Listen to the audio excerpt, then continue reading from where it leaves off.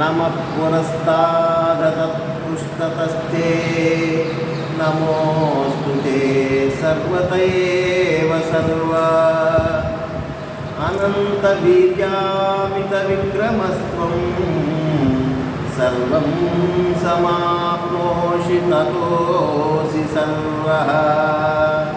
అంటే సర్వరూపులకు ఓ కృష్ణ, మనం అన్నమాట కాదు, ఇంకోళ్ళు ఇచ్చినటువంటి స్టేట్మెంట్ కాదు. నిజంగా అన్ని రూపాల్లోనూ కృష్ణుడిని దర్శించినటువంటి అర్జునుడు చెప్పినటువంటి మాట. ప్రతిదానికి ఒక ఎవిడెన్స్ ఉండాలిగా. ఏంటి దీనికి సాక్ష్యం అంటే అర్జునుడే సాక్ష్యం. అన్ని రూపాల్లోనే నేనే నిండి నిబిడీకృతమై ఉన్నాను అంటే మనకు అర్థం కాదు. ఎలా ఉన్నాడో అది అర్జునుడికి చూపెట్టాడు. కాబట్టి అర్జునుడు ఏమని సంబోధిస్తున్నాడు ఇప్పుడు? సర్వరూపులకు ఓ కృష్ణ, అంటే విశ్వంలో నువ్వు ప్రతి దానిలో నువ్వే ఉన్నావు. నేను చూశాను కదా, క్లియర్గా చూశాను కాబట్టి ఆ స్టేట్మెంట్ ఇవ్వగలిగాడు. ఎదుటను వెలుగును మీకు నమస్కారము, మరియు అన్ని వైపులను మీకు నమస్కారం కాక. ఎందుకు ఇన్ని నమస్కారాలు పెట్టాడు? ఎదురుగా వచ్చేవాడికి నమస్కారం పెడతాం, మళ్ళీ ఆయన పోయిన తర్వాత మళ్ళీ వెనక్కి తిరిగి నమస్కారం పెడతాం, ఇటు పక్కకు వచ్చి నమస్కారం పెడతాం, అటు పక్కన. దీని అర్థం ఏంటి అని అంటే, ఏదో ఒకవైపునో లేదా ఏదో ఒక దీనికో అయితే ఒకవైపు తిరిగి పెడతాం. అసలు అంతా ఆయనే ఆక్యుపై చేసి ఉన్నాడు కదా భగవంతుడు. అన్నింటిలోనూ అన్ని ప్రాంతాల్లోనూ ఎటు చూసినా ఆయనే ఉన్నప్పుడు ఇటు పక్క దండం పెట్టాము, మరి ఇటు పక్క ఏం చేస్తా? అందుకని అర్జునుడు ఏమంటున్నాడంటే, నీకు నమస్కారం చుట్టూ తిరిగి పెడతా ఉన్నా, పైన పెడతా ఉన్నా, కింద పెడతా ఉన్నా, నీకు ఎదురుగుండా పెడతాన్నా, నీ వెనకాల పెడతానా అంటే సర్వాంతర్యామి అనేటటువంటి అర్థంలో మనకు చెప్తున్నాడు. అపరిమిత సామర్థ్యము పరాక్రమం గలవారు మీరు సమస్తమును లెస్సగా వ్యాపించి ఉన్నారు. అది భగవంతుడు అన్నింటిలోనూ వ్యాపించి ఉన్నాడని వేదాలు ఘోషించినాయి, ఉపనిషత్తులు ఘోషించినాయి, ఋషులు చెప్పారు. వాళ్ళు ఏదో తపస్సులో కూర్చుని వాళ్ళకు కనపడినటువంటి జ్ఞానం ప్రకారం అన్నింటిలోనూ ఆయన ఆవరించి ఉన్నాడు అని చెప్పారు. కానీ సామాన్యమైనటువంటి గృహస్థాశ్రమంలో ఉన్నటువంటి ఒక క్షత్రియ పుత్రుడు సరే కేవలం సఖ్యభక్తి అనేటటువంటి, అంటే స్నేహాన్నే భక్తిగా చేసుకుని భగవంతుడిని రకరకాలుగా సేవిస్తూ ఉంటారు. దాస్యభక్తి అంటారు చూసారా, ప్రభుభక్తి అంటారు, ఇట్లా సంపూర్ణ శరణాగతి భక్తి అంటారు. అలాగే సఖ్యభక్తి, స్నేహభక్తి, భగవంతుడిని తండ్రి మాతాపితగా భావించి పూజించేటటువంటి ఇది ఉంటుంది. ఇక్కడ అర్జునుడు సఖ్యభక్తి, మొట్టమొదటి నుంచి స్నేహితుడిలా ఉన్నాడు. బావా అనుకుంటూ చక్కగా స్నేహంగా ఉన్నాడు. అటువంటి స్నేహభక్తి చివరికి ఆ స్నేహభక్తి ద్వారా అచంచలమైనటువంటి విశ్వాసము, భక్తి ప్రవక్తలు ఆ శ్రీకృష్ణుని పట్ల ఉన్నాయి. కాబట్టి శ్రద్ధ, అందరికీ చెప్పినటువంటి, అందరికీ చూపించినటువంటి, అంటే ఈ విశ్వరూప సందర్శనాన్ని చూడాలని చెప్పి కొన్ని యుగాల నుంచి తపస్సు చేస్తున్నటువంటి మునివర్యులు, తాపసికులు, ఋషులు కూడా ఉన్నారు. దేవతలకే దుర్లభమైనటువంటి విశ్వరూపాన్ని ఒక అర్జునుడు అనేటటువంటి శ్రద్ధ కలిగినటువంటి, భక్తి కలిగినటువంటి, వినమ్రపూర్వకమైనటువంటి వ్యక్తికి చూపించాడు అని అంటే మరి అర్జునుడు సామాన్యమైనటువంటి విషయం కాదు. ఆ అర్జునుడికి ఆ శ్రీకృష్ణ భగవానుడి మీద ఉన్నటువంటి అంతటి విశ్వాసం ఉంటేనే ఆ సాక్షాత్కారం లభించదే. మనం చేసే విశ్వాసం ఎంత, మనం చేసే మనకున్నటువంటి భగవంతుడి మీద మనకున్నటువంటి విశ్వాస నమ్మకాలు ఎంత పెడుతున్నాం అసలు మనం, సరే. కాబట్టి ఇక్కడ మీరు సమస్తమునందు లెస్సగా వ్యాపించి ఉన్నారు, అందుకనే సర్వస్వరూపులై ఉన్నారు అని చెప్పి అర్జునుడు చెప్తున్నాడు. అర్జునుడు తన హృదయంలో పొంగి పొరుచున్నటువంటి భక్తి భావ అతిశయం చేత వ్యక్తం చేస్తున్నాడు. కాబట్టి అనంత వీర్యామిత విక్రమ అంటే భగవానుడు అపరిమిత శక్తి సామర్థ్యము కలవాడు అని అన్ని వేదాలు ఘోషించి, కానీ అపరిమిత శక్తి సామర్థ్యం కలవాడు అనేటటువంటి విషయాన్ని డైరెక్ట్గా చూసినటువంటి వ్యక్తి అర్జునుడు. డైరెక్ట్గా ఆ విశ్వరూప సందర్శనలో ఏం కనబడుతుంది? యుద్ధం కనబడిపోతూ ఉంది. అమ్మని చంపేస్తున్నాడు, ఇటు పుట్టడం జరుగుతుంది, ఇటు పోషించడం జరుగుతుంది, ఇటు లైన్ జరుగుతూ ఉంది. చూసారా, అన్ని కార్యక్రమాలని ఏకదం నడిపిస్తున్నాడు అనేది. మనకి ఏదైనా చిన్న కార్యక్రమం చచ్చేంత పని, అమ్మయ్య ఆ పెళ్ళి అయ్యేంత రోజు చచ్చిపోయారు.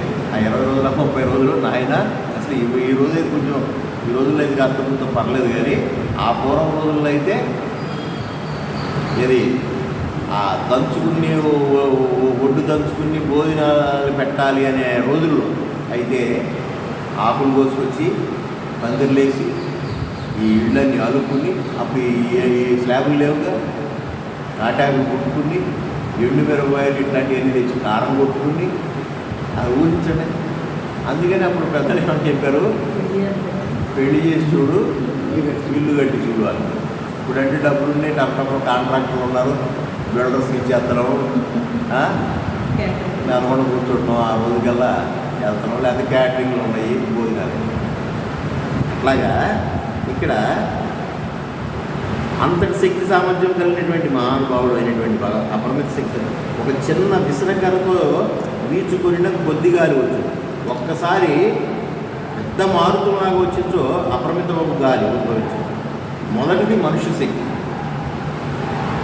శక్తి మన ఇంట్లో ఉన్న కరెంటుకి సంబంధించినటువంటి వారు, బెడ్ బల్బ్లోకి వెళ్ళినటువంటి ఆ వైరుకి సంబంధించినటువంటి వారి శక్తి తక్కువ. అది పెద్ద కొట్టినా కానీ షాక్ కొట్టినా పెద్దగా ఏమవుతుంది, కొంచెం పెద్దగా కొడితే కొంచెం ఇబ్బంది. అదే ట్రాన్స్ఫర్లో వెళ్ళితే అది అంటే అది శక్తి, ఇది శక్తి. అంటే పవర్ ఉంటుంది అన్నమాట. ప్రతిదానికి పవర్ వాల్యూమ్స్ ఉంటాయి. ఆయన శక్తి వేరు, నా శక్తి వేరు. ఆయన 24 గంటలు నుంచోగలడు. ఆయన నేను నుంచోలేదు, ఒక 10 నిమిషాలు 20 నిమిషాలు కూర్చోవాలి. అట్లాగా శక్తులు డిఫరెన్స్ ఉంటాయి. మానవ శక్తి పరిమితం, అది మనకు తెలిసింది. మనం ఎంత భూమి మీద నుంచి అంగారగ్రహం వరకు ఎగిరాము, చంద్రమండలం కూడా వెళ్ళొచ్చాము. మొన్న రేపు మాకు సూర్యగ్రహం దగ్గరికి వెళ్తున్నాం అన్నా కూడా ఆయన శక్తితో పోల్చుకుంటే మనది ఎంత 60 కూడా ఉంది. సరే, దీనికే మనకి ఇంత మిడిసిపాటు, అంతా నేను చేస్తున్నాను, అంతా నా వల్లే జరుగుతుంది అనేటటువంటి మిడిసిపాటు మనుషులు ఉందా లేదా? ఒక ప్రాంతంలో, ఒక ప్లేస్లో, ఏదో ఒక కాలంలో ఆ బుద్ధి పనికి అది సక్సెస్ చేసినందుకే జబ్బులు చేసుకున్నామే. మరి విశ్వం అంటే నాట్ ఓన్లీ భూగ్రహం, ఇది ఒక భూగ్రహం కాదు.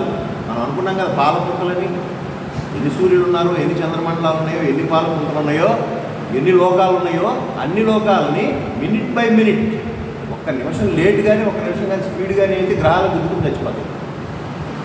టపా అంటే గ్రహాలపై పేలిపోతాయి అంతే. అక్కడ గ్రహ విస్ఫోటనం జరిగిందంటే మొత్తం సృష్టి అంతా, యావత్ సృష్టి అంతా 5 నిమిషాలు. ఇంత సృష్టి ఎలా లయం చేసుకుంటాడు అనుకుంటున్నాం. ఆయనకి అది కనురెప్పపాటు. ఊరికి వక్రగతి పట్టించాడంటే చాలు. మనం అనుకున్నటువంటి మామూలు జ్యోతిష శాస్త్రం ప్రకారం ఉన్న 9-10 గ్రహాలు అది చెప్తారు. ఇలాంటి బోల్డని గ్రహాలు ఉన్నాయి, నెప్ట్యూన్ రకరకాలు ఉన్నాయి. ఇవన్నీ సెకండ్స్, నిమిషాల తేడాతో తిరుగుతున్నాయి. అందులో ఒక గ్రహాన్ని కొంచెం స్పీడ్ పెంచినా అది వెళ్ళిపోదానికి గుర్తుకుంటుంది. దాన్ని గుర్తుకుందంటే అదే వెళ్ళిపోదానికి గుర్తుంది. ఇక్కడ సృష్టిని నాశనం చేయాలంటే ఆయనకి సెకండ్ సృష్టించాలన్నా దాన్ని లిప్తపాటులో సృష్టిస్తాడు అని అంటారు. లిప్తపాటు అంటే కనురెప్ప మూసి తెలిసి అంత లోపల అని అర్థం. అది మన మనిషి శక్తికిను దైవశక్తికి ఉన్నటువంటి అంత తేడా ఉంది అని చెప్తూ, పరమాత్మ ఇంకా ఎటువాడు అంటే అనంత శక్తి గలవాడని, అపరిమిత పరాక్రమశీలుడని, సర్వవ్యాప్తి అయినటువంటి వాడని చెప్పేసి ఈ విశ్వరూప సందర్శనం ద్వారా అర్జునుడు చెప్పగా మనమంతా కూడా మనం కాస్త పుస్తూ ఓహో ఆయన చూసిన ఆయన ఉన్నాడు కాబట్టి మనకు కూడా ఒక కాన్ఫిడెన్స్ లెవెల్స్ పెరుగుతాయి. ఆయన నేను చూశానండి బాబు అంటే మరి కనపడుతుంది కదా క్లియర్గా. ఇంకో మాట అంటాడు, సఖేతి మత్వా ప్రసవం యదుక్తం హే కృష్ణ హే యాదవ హే సఖేతి అజానతా మహిమానం తవేదం మయా ప్రమాదాత్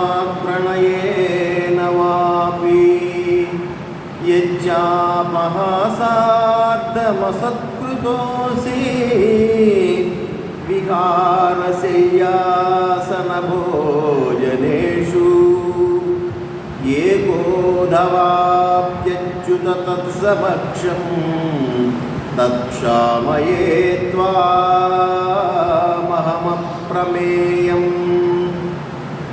నాశరహితులకు ఓ కృష్ణ, నాశరహితులకు అని సంబోధించాడు అని అంటే ఆయనకి నాశనమే లేదు.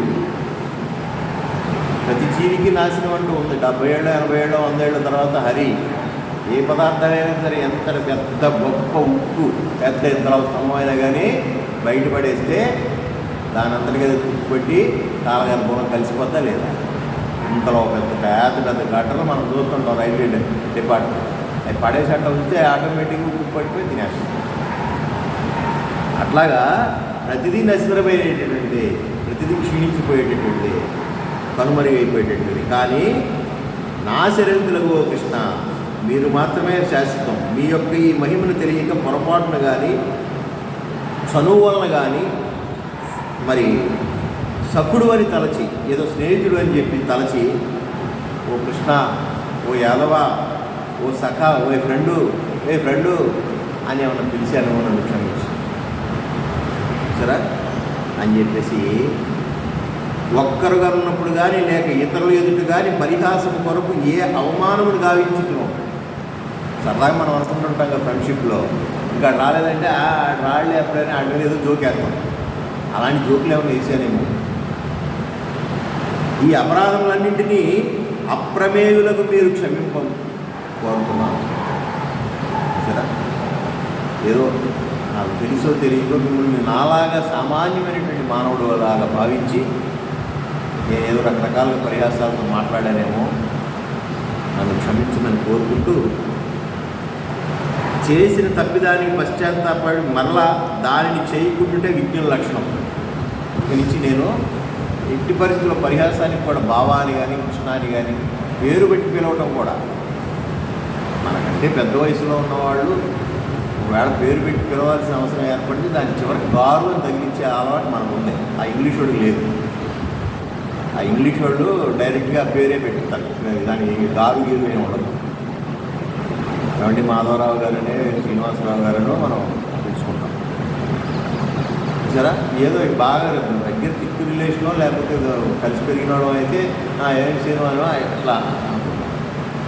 అట్లాగా ఈ కృష్ణ అని పిలిచేసాను నిన్ను. అప్పుడు తెలియదు కదా నాకు.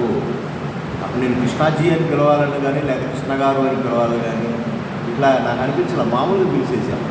కాబట్టి ఇక నుంచి నేను అట్లా పలకను. దేవుణ్ణి కూడా అట్లా పలుకుతారా అని చెప్పేసి ఆయన ఒత్తుకుంటున్నాడు అనమాట. అని చెప్పి పితాసి లోకస్య చరాచరస్య త్వమస్య పూజ్యస్య గురుర్గురీయాన్ నత్వత్సమోస్తభ్యతికః కుతోన్యో లోకత్రయేత్య ప్రతిమ ప్రభావా అంటూ సాటి లేని ప్రభావం గల ఓ కృష్ణమూర్తి, మీరు చరచరాత్మకమైనటువంటి ఈ ప్రపంచంలో అంతయు తండ్రి. చరము అచరము అంటే మనం చాలాసార్లు మాట్లాడతాం. కదిలేది కదలదు. సృష్టి అంటే నాట్ ఓన్లీ ప్రాణంతో మనకు కనపడేటటువంటి కదిలేటటువంటి జంతువులు పక్షులు మనుషులే కాదు, కదలనటువంటి కొండలు మరి నదీ నదాలు అలాగే వృక్షాలు ఇవన్నీ కదలవు. కానీ సృష్టిలో భాగమే వాటికి ప్రాణం ఉంది. చూసా, వాటన్నిటికీ తండ్రి. మనకు మాత్రమే కాదు దేవుడు, మనకు మాత్రమే దేవుడు ఉన్నాడు అనుకుంటాడు. సృష్టి అంతటికే ఆయనే దేవుడు. సృష్టిలో ఇన్ని లక్షల జీవరాశులు అని చెబుతున్నారు, 84 లక్షల జీవరాశులు. అటన్నిటికీ ఆయనే తండ్రి. ఆయన తండ్రి అని మనం గమనించాం కాబట్టి మనం మానవులు, అందుకే ఉత్తమం అయ్యాం. మానవ జాతి ఎందుకు ఉత్తమ జాతి అయింది అని అంటే మన తండ్రి తల్లి ఎవరో తెలిసిపోయింది మనకి. ప్రకృతి మాత మన తల్లి, దానిలో ఉన్నటువంటి చైతన్యమే తండ్రి. అందుకనే ఈశ్వరుడు చైతన్య రూపుడుగాను, అమ్మవారిని ప్రకృతికి రిప్రజెంటేటివ్గాను మాట్లాడుకుంటాం. అందుకనే ప్రకృతి శక్తి పానవట్టం అయితే చైతన్య శక్తి లింగాకారము, అందుకే శివలింగాన్ని పూజిస్తాము. ఈ ప్రకృతిని ఆ చైతన్యాన్ని కలిపి లింగాకారము. లింగము ఆకారంలో ఎందుకు ఉందంటే సర్వ సృష్టి కూడా లింగాకారంలో ఉందని చెప్పి శాస్త్ర ఉవాచ. మన సృష్టి అంతా కూడా ఆ లింగాకారంలో ఉన్నది.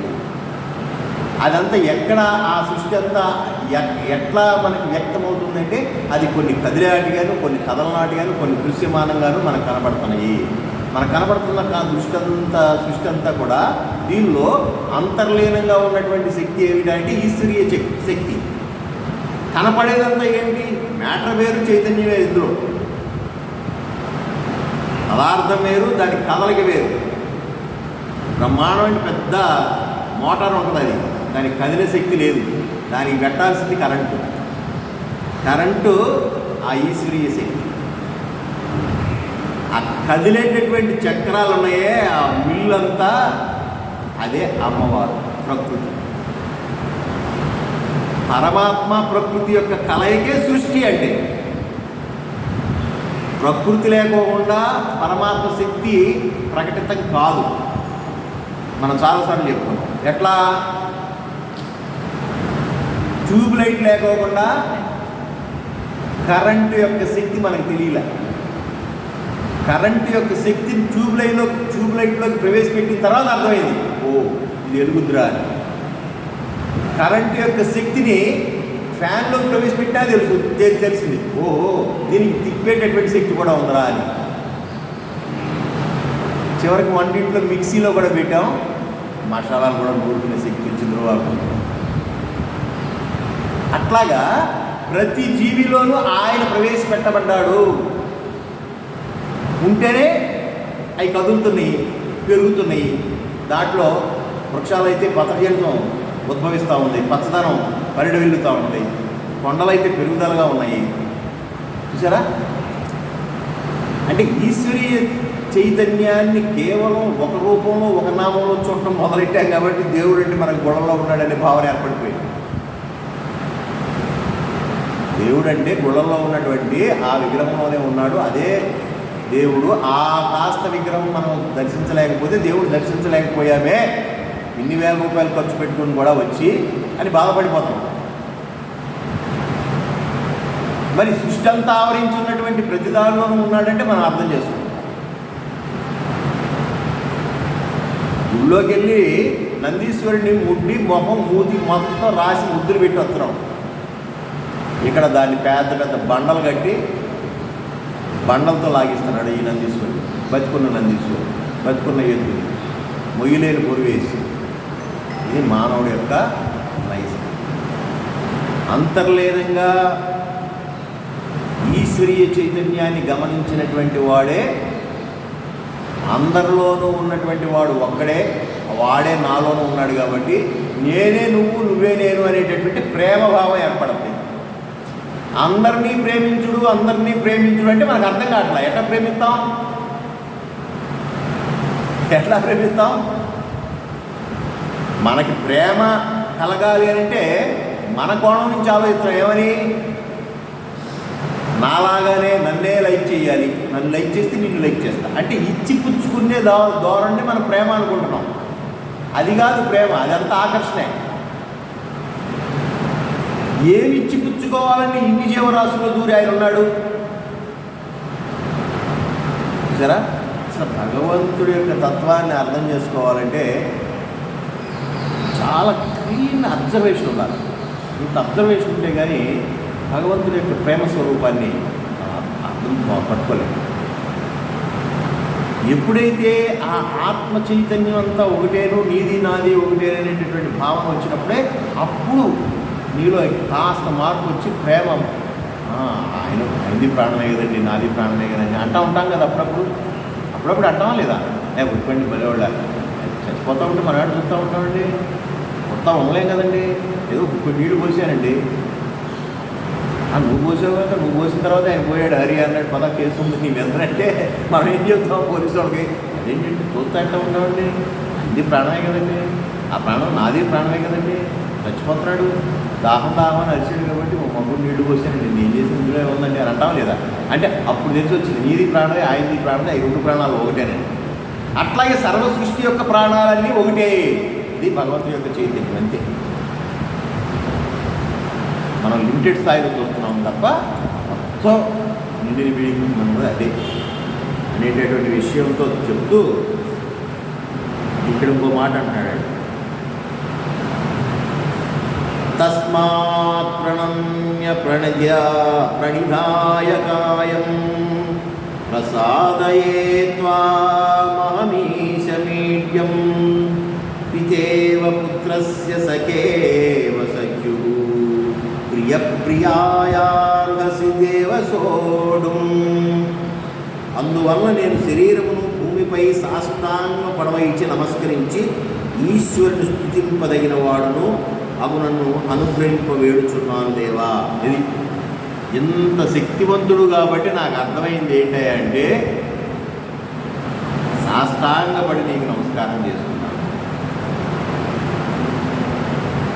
ఇష్టము అంటే 8 అంగాలు భూమి కానిచ్చి మగవాడు దండం పెట్టాలని చెప్పేసి, ఆడవాళ్ళకి ఎగ్జామ్షన్ ఉంది, గర్భస్థానం కాబట్టి వాళ్ళు భూముల్ని పెట్టవచ్చు అని చెప్పేసి చెప్తారు. ఇవన్నీ మనం కల్పించున్నవి సరే, మొత్తానికి పెద్దలు చెప్పి పాటిస్తారు కాబట్టి ఎవరు కన్వీనెంట్గా ఉన్నారు.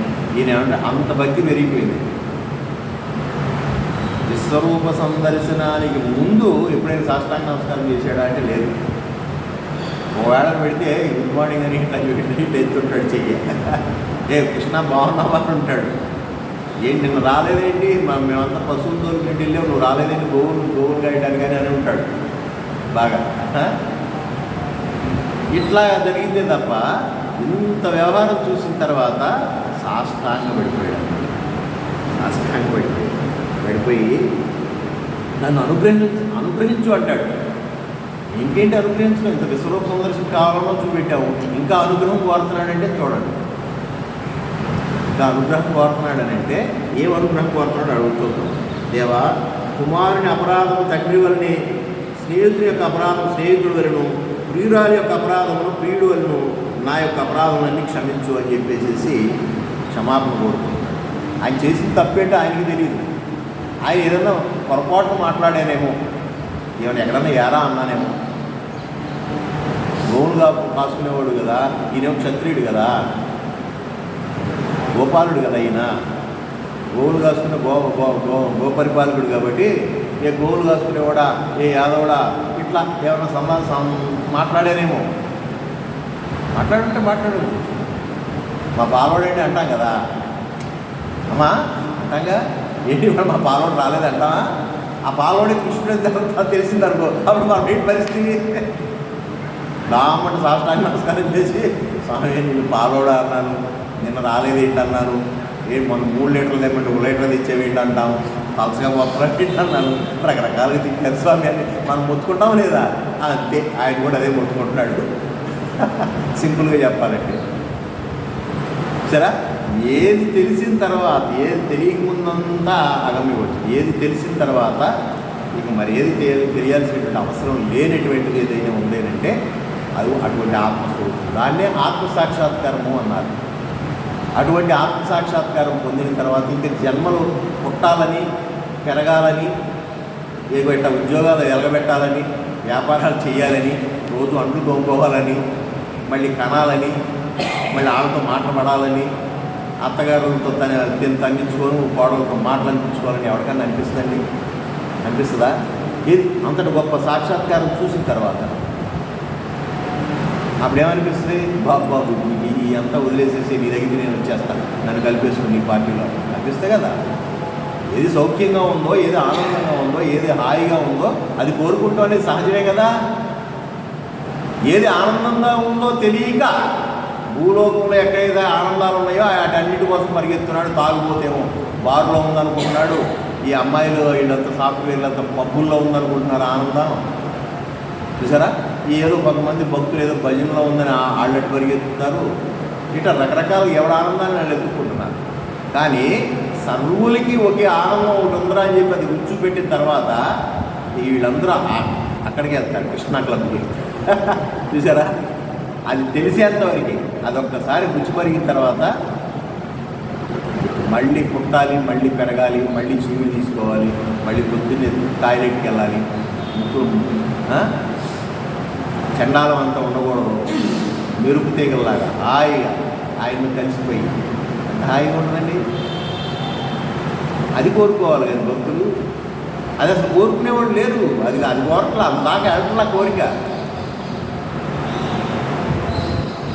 అదే భగవాన్ సత్యసాయిబాబు చెప్పినాడు, కల్పవృక్షం దగ్గరికి వచ్చి కాఫీ పొడి అప్పు అడిగినాడు. అట్లాంటి భక్తులు అయిపోయాం. సరే, దాంతోపాటు కొంచెం పెద్దది అడుక్కోవచ్చుగా, ఇది సరే ఇది కూడా కావాలి, కాఫీ పొడి కూడా అవసరమే ప్రస్తుతానికి. కాఫీ పొడితో పాటు అసలు నిరంతరం అక్షయమైనటువంటి కాఫీ పొడి నాకు ఇవ్వాలి, ఎప్పుడు ఇంక దగ్గర రాకపోకుండా వాడి పద్దాక అడగకుండా. పెద్ద మొత్తం అడుగు, ఏదైనా పెద్ద మొత్తంలో అడగండి, చిల్లరగా ఎందుకు అడుగుతారు? నమ్మకం చమకం చదువుతుంటే అనిపిస్తుంది. ఈశ్వరుడి అభిషేకం చేసేటప్పుడు నమ్మకం చమకంతో అభిషేకం చేస్తారు కదా, ఇన్ని కోరికలు కోరుకోవచ్చా భగవంతుడి దగ్గర? ఎస్, అక్షయ పాత్ర. 1-2 కోరుకోగానే ఆవిడ ఏమంటారు, వదిలే బాబు వదిలే అనుకునే టైప్ కాదు. కానీ నీకు ఎన్ని ఇచ్చినా ఆయన దగ్గర తరిగేదేం లేదు కదా. అట్లాంటి ఆయన దగ్గర కోరుకోవాలి కదా నువ్వు. కోరుకుని నీకైనా తీసుకుంటాలి, ఇచ్చి ఆయనకైనా ఆపేద్దావాలి. ఆయన ఆపడం, నువ్వు కోరుకునేది ఇస్తాను ఉంటాడు. ఎందుకు తెలుసా?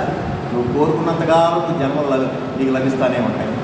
నీ కోరికలన్నీ ఇప్పుడు తీరకపోతే నెక్స్ట్ జన్మ, ఆ జన్మ తీరకపోతే నెక్స్ట్ జన్మ, అట్లా కోరికలు తీరకు వచ్చిన వాళ్ళమే మనం.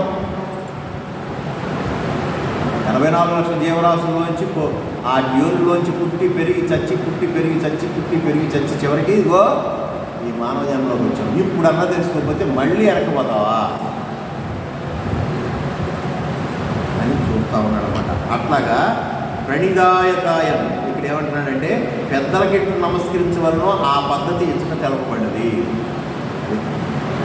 పెద్దలకి సాష్టాంగ నమస్కారం చెప్పి. పెద్దలు అని అంటే జ్ఞానంతో కూడిన పెద్దలు. ఇచ్చి ఎవరికి పడితే అడిగి మళ్ళీ పెట్టండి. నిజం, వయసులో పెద్దోడు అన్నమాటే, కానీ వాడు చేసే అకృత్యాలు చాలా భయంకరంగా ఉంటాయి. వాడికి కూడా సాష్టాంగ నమస్కారం పెట్టాలంటే అప్పుడే ఏమంటారు దాన్ని, యదవులకి పదవులు ఇస్తే ఎట్టాగో యదవులకి పెట్టాడు సాష్టాంగ నమస్కారాలు పెడితే దాన్ని కూడా వ్యాపారం చేస్తాడు. అంతటి వాడు నాకు సాష్టాంగ నమస్కారం పెట్టాడంటే అప్పుడు ఆడికంటే నేను ఎక్కువ కదా, టేక్ కేర్, జాగ్రత్త అని సమాజానికి చెప్తాడు.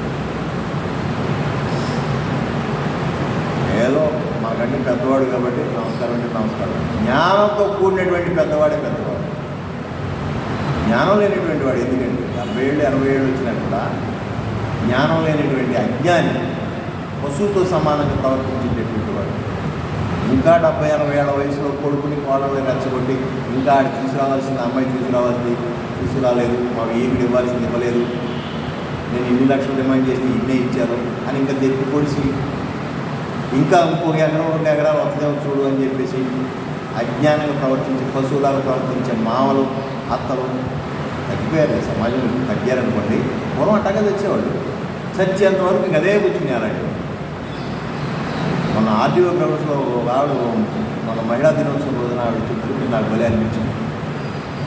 నన్ను పైసా కట్టడం లేకుండా చేసుకున్నాడండి మా ఆయన గారు. ఎక్కువ ఆవిడ మాట్లాడే ఆవిడ సుమారు 70 ఏళ్ళు, ఆయన కూడా 75 ఏళ్ళు. ఆవిడ సన్మానం చేస్తూ మాట్లాడమాట. ఆవిడ ఎప్పుడో పెళ్ళి ఎప్పుడో 50 ఏళ్ళ పైన, 55 ఏళ్ళ క్రితం పెళ్ళి. అంటే మరి ఆ కాలంలో ఎలా ఉందో చూడండి. మా మామగారు పల్లెత్తి ఒక్క మాట కూడా, ఇప్పుడున్న 1-2 సందర్భాల్లో మా అత్త అంటే మా మామ కూడా మరి ఆవిడని కోపడేవాడు. పొరపాటును కూడా మళ్ళీ ఆశించలేదంటే వాళ్ళు ఏదో ఎవరికి ఏదో ఇచ్చారు, అయిపోయింది. దాన్ని ప్రస్తావన చూస్తున్నాడు. అలా నుంచి 55 సంవత్సరాలుగా నన్ను కన్నపిల్లలా చూసుకున్నారండి అని చెప్పేసి మామగారు. వాళ్ళకి సాష్టాంగ నమస్కారాలు పెట్టాలి. చూసారా, నా అదృష్టం అటువంటి కుటుంబంలో పడ్డాను కాబట్టి. అట్లాగా చాలామంది పెద్దలు ఉంటారండి. పెద్దల్లాగా లేరు, అది చూడాల్సిందే. నేను కూడా ఫిల్టర్ చేయాల్సింది. ఏదో వయసు నుంచి పెద్దరికంగా కనపడతాను. ఇట్లాగా ఈ అట్టి క్రీచే అహంకారము, ఆ రకమైనటువంటి సాష్టాంగ నమస్కారాలు చేయడం వల్ల లాభం ఏంటంటే, ఇక్కడ మనం మామూలు లౌకిక దృష్టితో మాట్లాడేవాడు, కానీ వాడికి ఏమొస్తుందో మనకు అనవసరం.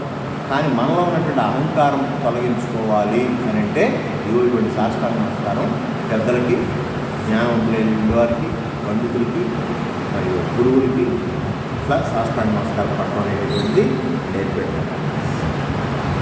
అదృష్టపూర్వం హృషితోస్మి దృష్ట్వా భయేన చ ప్రవ్యతితం మనో మే తదేవ మే దర్శయ దేవరూపం ప్రసీద దేవేశ జగన్నివాస.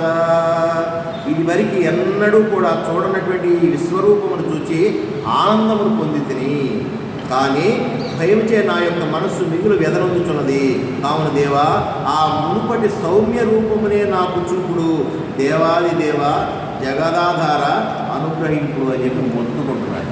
ఇప్పుడు వరకు ఒకలాట పడ్డాడా చూద్దామని చూపెట్టిన తర్వాత భయపడిపోతున్నాడు. ఇది చూద్దామనుకున్నది బాగా మనోహరమైనటువంటి సౌందర్య రూపం, అంత ఆహ్లాదకరంగా ఉండే రూపం చూద్దాం అనుకున్నాడు. భగవంతుడు ఎప్పుడు ఆహ్లాదకరంగానే ఉంటాడా? ఒకసారి విజృంభిస్తాడుగా. మన కరోనాలో విజృంభించాడు, కొన్ని వందల వేల మంది లక్షల మంది తీసుకుపోయాడా. ఆ మధ్య ఏదో సముద్రంలో ఏదో పెద్ద ఇది అలల్లాగా వచ్చి తీసుకుపోయాడా. నిన్న మొన్న బ్యాంకాక్ అని ఆ ఊరని నేపాల్ అని ఊరికే ఒళ్ళిరుచుకున్నాడు. అక్కడ ఒళ్ళిరుచుకుంటే భూకంపం వచ్చినట్టే. ఆయన వికృత రూపం చూడాలంటే ఇలాంటివి తలుచుకుంటే చూసారా. అట్లాగే ఓ పక్కనేమో పుడుతున్నారు, ఓ పక్కన చస్తున్నారు, ఓ పక్కన చెండాలు, ఓ పక్కన మంచి, ఓ పక్కన సాగు, ఓ పక్కన మంగళం. ఇవన్నీ ఒకసారి చూసినప్పటికీ జుగుప్సాకరం అయిపోయాను. అక్కడే భోజనం చేస్తూ అక్కడే పేడ పియ్య వ్యవహారం ఎన్ని కనపడుతుంది. ఎట్లా ఉంటుందండి? ఇక్కడే పుడుతున్నాడు, ఇక్కడే చచ్చిపోతున్నాడు. ఎట్లా ఉంటుందండి? ఇప్పుడే మంగళ వాయిద్యాలు మోగి వెంటనే చావు డబ్బు మోగింది. ఎట్లా ఉంటుందండి? ఇవన్నీ ఒక్కసారి కనపడుతుంటే ఎలా ఉంటుందండి? అటువంటి రూపం నాది అని చెప్పేసి మొత్తాన్ని చూపెట్టేస్తుంటే కట్టుకోలేకపోయి భయపడిపోతూ, బాబా ప్లీజ్ దయచేసి మీ రూపాన్ని ఉపసంహరించండి. ఇంతకుముందు మీరు ఎలా కనపడ్డారో అంత మీ సౌమ్యమైనటువంటి రూపం కాస్త అలా చూపెట్టిన బాబు అని చెప్పి బతిమాలుకుంటున్నాడు అర్జునకు ఆ పూర్వ విశ్వరూపమును గాంచడం వలన హర్షమును ముందేమో మంచి ఆశ్చర్యం కలిపింది. అమ్మ అంటా అంతా చూశాడు. తర్వాత ఆందోళన స్టార్ట్ అయిపోయింది. ఇదేంటి ఇట్లా ఇరిగి పడిపోతున్నాయండి పండుగ, ఇక్కడేంటి ఇలా చచ్చిపోతున్నారేంటి, ఇలా పుడుతున్నారేంటి, వందల వేల మంది లక్షల మంది కదా, మినిట్లో ప్రపంచవ్యాప్తంగా ఎన్ని లక్షల కోట్ల మంది పుడతారు, ఎంతమంది చచ్చిపోతున్నారు, అవన్నీ ఒకసారి కనపడుతుంది. ఎలా ఉంటుంది? ముందు ఆశ్చర్యం వేసిన తర్వాత ఆందోళన వేసిన తర్వాత భయం వేసి భయకంపితుడైపోతున్నాడు. భయపడిపోయి మీ సౌమ్యమైన రూపం ఏదైనా చూపెట్టండి. కానీ ఈ భయంకర దృష్టిలో పరిశీలించడం వలన నాకు కంపం కలుగుతున్నది, భయం కలుగుతున్నది, భీతి కలుగుతున్నది.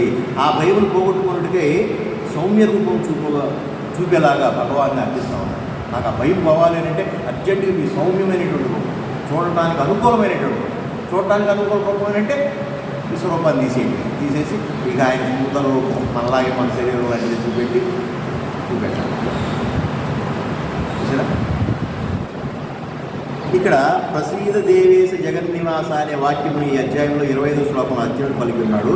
దేవదేవ జగదాధార కరుణింపుడు అనుగ్రహింపుడు అని దాని భావం అన్నమాట.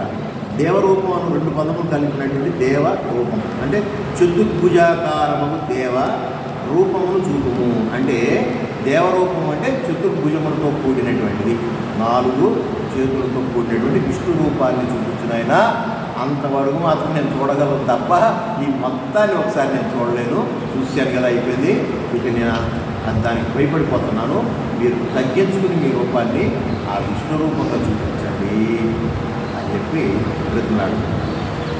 కిరీటినిం గదినం చక్రహస్తమిచ్చామి త్వాం దృష్టమహం తదైవ తేనైవ రూపేణ చతుర్భుజేన సహస్రబాహో భవ విశ్వమూర్తే సహస్రబాహో భవ విశ్వమూర్తే. ఓ కృష్ణమూర్తి, నేను నిన్ను మునిపటి వలనే కిరీటము గదా చక్రము చేత ధరించినటువంటి వానిగా చూడదలుచుకున్నాను. అనేక హస్తములు గల దేవా జగద్రూప, 4 భుజములు గల ఆ పూర్వరూపమునే మరలా ధరింపుడు. ఈ విశ్వరూపం అనేటటువంటి చాప్టర్ తీసే బాబోయ్ నా వల్ల కావట్లేదు. నీ సౌమ్యమైనటువంటి రూపం, నీ విష్ణుతత్వం యొక్క సంబంధించినటువంటి రూపాన్నే చూపెట్టు అని చెప్పి ఈ శ్లోకమందు ఒక ప్రశ్న ఉదయించున్నది. ఏనైవ అంటే ఆ చతుర్భుజ రూపంతోనే ప్రత్యక్షమగు అంటే అట్లా అనటంలో అర్జునుడి యొక్క భగవానుని చతుర్భుజాకారము పూర్వము చూచినట్లే స్పష్టమవుతుంది. ఇంతకుముందు చూస్తేనేగా 4 భుజాలతో పోతున్నాడంటే ఇంతకుముందు ఏదో చూస్తేనే కదా మనం చూపెట్టావే ఆకారం చూపెట్టవా అన్నట్టుగా. అంటే మనం చూసాడనమాట. విశ్వరూపానికంటే ముందే 4 భుజాలతో ఉన్నటువంటి విష్ణు ఆకారాన్ని చూశాడు. అది ఏ సందర్భంలో చూద్దాం. ఈ అధ్యాయంలో 41-42 శ్లోకంలో అర్జునుడు భగవాను నేను సామాన్య శకునిగా నుంచి పరిహాసపూర్వకంగా పలికినటువంటి వాక్యం క్షమింపు అని వేడుకోవడం బట్టి భగవానుడు చతుర్భుజాకారంలో ఎప్పుడైనా కనపడి అన్నట్టు నుంచో ఆ ప్రకారము సామాన్య శకుని వరే అతన్ని భావించి ఉండేవాడు కాదు కనుకము ఆ ఆకారంతో అతనికి పరిచయం లేనట్లే తీరుతుంది. ఈ ప్రకారంగా పరస్పర విరుద్ధములుగా ఉన్న ఈ 2 భావాలను సమన్వయపరచుటట్టు ఈ క్రింది విధంగా దీనికి సమాధానం చెప్పవచ్చు. విశ్వరూపము చూపుటకు ముందుగా ప్రారంభంలో భగవానుడు సంతోషంతో తన చతుర్భుజాకారం అర్జునులకు కనపరిచి ఉండవచ్చును.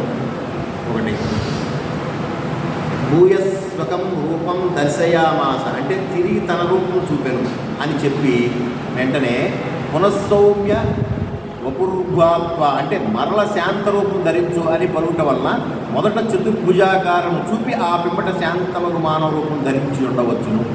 2 అర్థాలుగా తీసుకోవచ్చు. విశ్వరూపాన్ని చూపించమన్నప్పుడు ఆయన డైరెక్ట్గా విశ్వరూపాన్ని చూపించకుండా ముందు చతుర్భుజాకారంతో ఉన్నటువంటి విష్ణు రూపాన్ని చూపించి ఆయన ఆనందంగా ఉన్నప్పుడు నిదానంగా 3D పిక్చర్ లాగా మార్చేసాడు అనమాట. వెంటనే విశ్వరూపాన్ని చూపించాడు.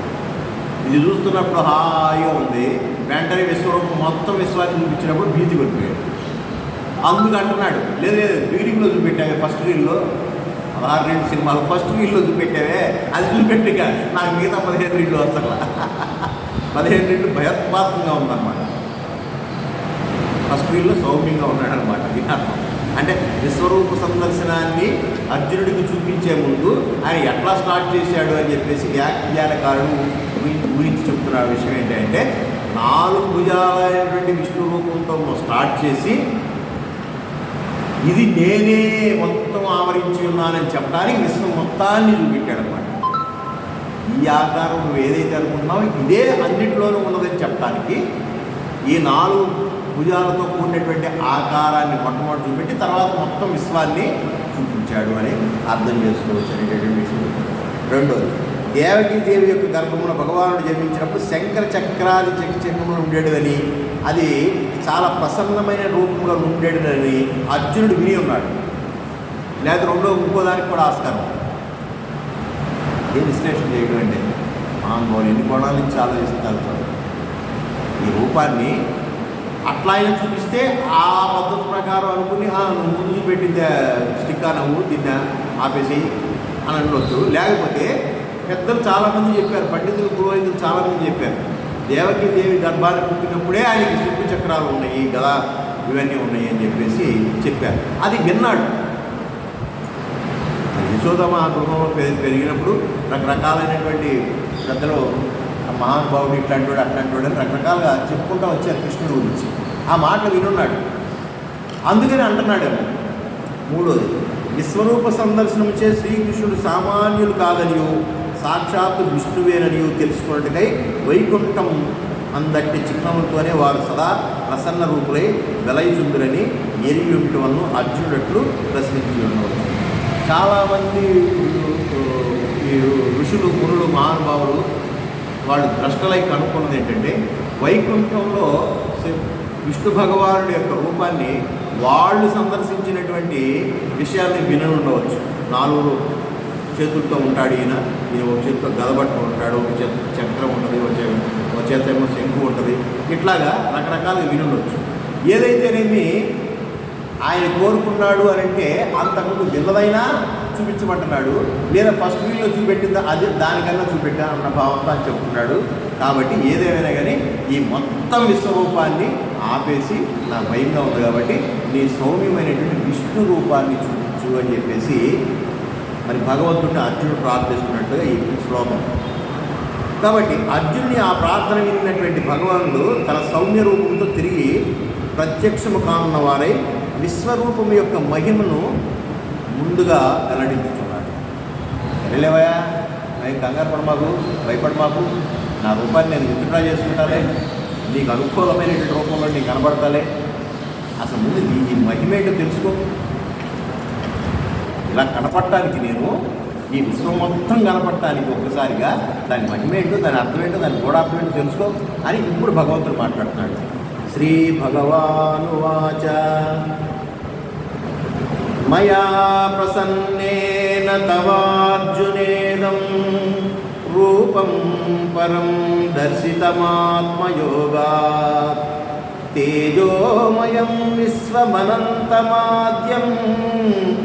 యన్మే త్వదన్యేన దృష్టపూర్వం యన్మే త్వదన్యేన నదృష్టపూర్వం. భగవానుడు ఈ విధంగా చెప్తున్నాడు. ఏమంటాడు? అర్జున, ప్రకాశముచే పరిపూర్ణమైనదియు, జగద్రూపమైనదియు, అంతము లేనిదియు, మొదటిదియు నీవు తప్ప ఇతరునిచే ఇదివరకెన్నడూ చూడబడినది యోగు ఏ ఈ సర్వోత్తమైనటువంటి విశ్వరూపము గలదో అయ్యది ప్రసన్నునకు నాచే స్వకీయ యోగ శక్తి వల్ల నీకు చూపబడినది. అర్జునుడికి చూపించినటువంటి విశ్వరూపం అనేటటువంటిది నభూతో నభవిష్యత్, ఇంతకు ముందు జరగలేదు, తర్వాత రూపంలో కూడా లేదు చెప్పలేదు. అంతమంది తాపసులు, అర్జునుడికి ముందు ఎంతమంది తాపసులు ఉన్నారు? అర్జునుడికి ముందు ఎన్ని యుగాలు జరిగినాయి? త్రేతాయుగంలో చాలామంది భక్తులు ఉన్నారుగా, రామభక్తులు, విష్ణు భక్తులు. ఎవరికి నిలబెట్టాడా? ద్వాపరయుగం దాపురించిన తర్వాత ఓళ్ళంతమంది ఉన్నారుగా, పెద్ద పెద్ద భీష్మాచార్యులు లాంటి వాడు, ఉద్ధవుడు లాంటి గొప్ప భక్తుడు, శ్రీకృష్ణుడికి చాలా దగ్గరైనటువంటి ఉద్ధవుడు, స్నేహితుడు, భక్తుడు, పరమభక్తుడు. ఇలాంటి వాళ్ళందరికీ చూపించుకోకుండా ఇంతకుముందు ఎన్నడూ చూపించినటువంటి, ఎవరికీ చూపించినటువంటి ఆ విశ్వరూపాన్ని నీకు చూపించాను కదా, దాన్ని నా యోగ మహిమ చేత తగ్గించుకుని నా సౌమ్యమైనటువంటి రూపాన్ని నీకు చూపిస్తాను లేవయ్యా. స్వకీయ యోగ శక్తి వల్ల నీకు చూపబడినది, నా యోగ శక్తి వల్ల నీకు ఆ మొత్తం కనబడేటట్టుగా చేశాను అని చెప్తూ మయా ప్రసన్నేన అని చెప్పుట వలన అనన్య భక్తి గల వారి ఎడల భగవానుడు అనుగ్రహం చూపునని స్పష్టమవుతున్నది. అందరికీ చూపించడం అనేది సాధ్యం కాదు. నీకు అనన్యమైనటువంటి భక్తి, నా మీద ఎంతటి భక్తి శ్రద్ధలు ఉన్నాయో కాబట్టే, ఎంతటి అర్హుడు కాబట్టే నీకు నేను చూపెట్టగలిగాను. నేను కంగారు పడ మాకు, ఆ భయంకర రూపాన్ని తగ్గించి నా సౌమ్యమైనటువంటి రూపాన్ని చూపిస్తానని అంత చెప్తూ, భగవంతుడు ఎట్టివాడు అంటే తేజోమయుడు, విశ్వవ్యాపకుడు, అనంతరూపుడు, ఆద్యస్వరూపుడు.